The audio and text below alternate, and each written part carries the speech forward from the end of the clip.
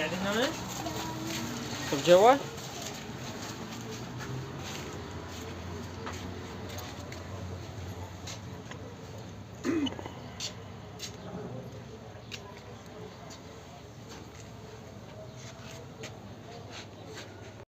ورجعنا لكم فيديو ثاني بعد ما تمت صيانة السيارة الكيا اللي تعاني من مشكلة بنظام البريك، نظام الاي بي اس. راح اشغل السيارة وافحص وابرمج. هسه انا كملت الصيانة الحمد لله مثل ما لاحظتوا شباب. طفى الجلوب الاي بي اس. نجي نفتح السويتش. هذا نظام الاي بي اس، هذا الجلوب مالته راح اكبر لكم. طفى. ليش طفى الاي بي اس وحده؟ لانه هو جاهز النظام مالته ما بيه عطل. اشغلها طفت الاضاءة كلها، يعني السيارة ما بها اي عطل جاهزة. وراح ابرمج العطل بجهاز فحص سيارات.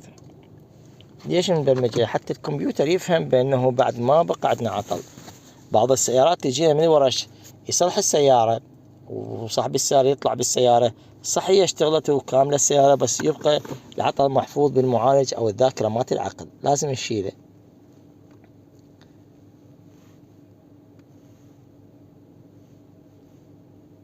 اختار اوكي.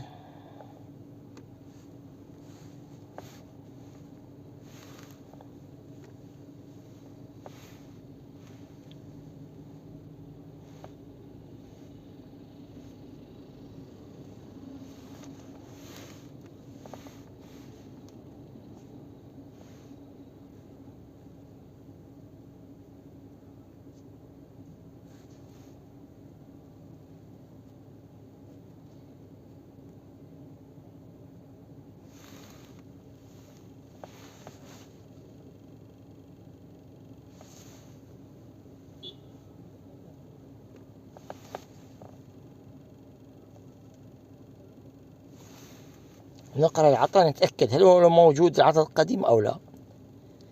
إذا موجود تمام موجود العطل القديم. تحبون أراكم إياه اللي هو رايت رير فيكول سبيد سنسر. هذا حساس اللي من ساعة اشتغلنا بيه، اللي اسمه حساس الاي بي اس الخلفي الأيمن. طبعا أنا كاتب لي هوستري لأنه يقول لي قديم العطل ما موجود. أمسح العطل.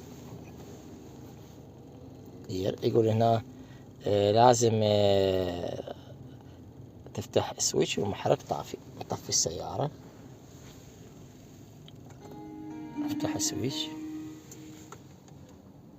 فتحت نار، يعني سويتش معناها او نار. ونقول له اوكي.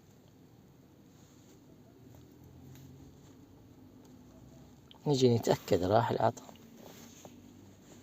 راح العطل والامور طيبة. نتأكد ويانا نمر على المحرك، احتمال بعد ما اشتغلنا ربما صاير او شيء قطع واير او شيء. الحمد لله ما اكو اي مشكلة. اتابع وياي قبل لا اسلم السيارة صاحب السيارة.